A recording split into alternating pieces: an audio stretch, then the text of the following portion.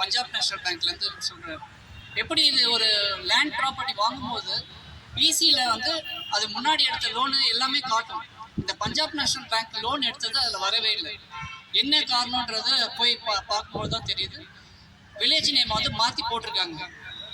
அது village name மாற்றி போட்டு ஒரு ரெஜிஸ்டர் நடக்குது.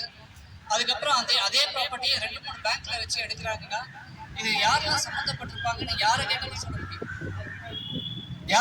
சொல்ல முடியும்.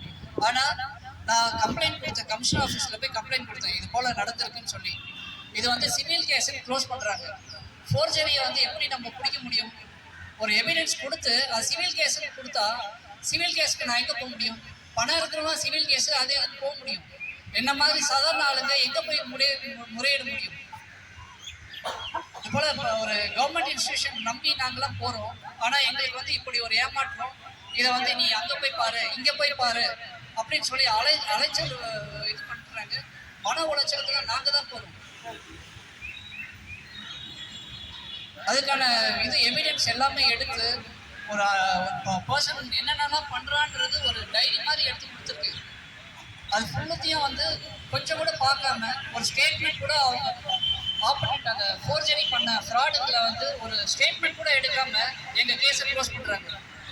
நான் கோர்ட் கேஸ் ஃபைல் பண்ணி அதில் வந்து அவங்க சொல்றாங்க இது போல வந்து இன்வெஸ்டிகேட் பண்ணி ஸ்டேட்மெண்ட் எடுத்து எஃப்ஐஆர் ஃபைல் பண்ணுங்கன்னு சொல்லி ஆர்டர் கொடுக்குறாங்க.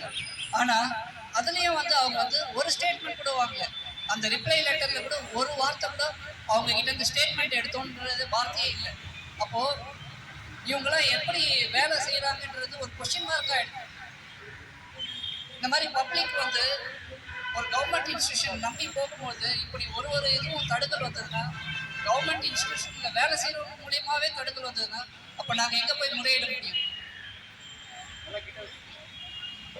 யார்கிட்ட போய் நாங்கள் இதெல்லாம் கேட்க முடியும்? இதை அவங்க இந்த கவர்மெண்ட் இன்ஸ்டிடியூஷனில் இருக்கிறவங்க புரிஞ்சு நடந்துக்கணும். நான் இந்த கேஸ்க்காக ஆர்டிஐ மாத்திரமே நான் ஒரு 30 ஆர்டிஐ கிட்ட போட்டிருக்கேன்.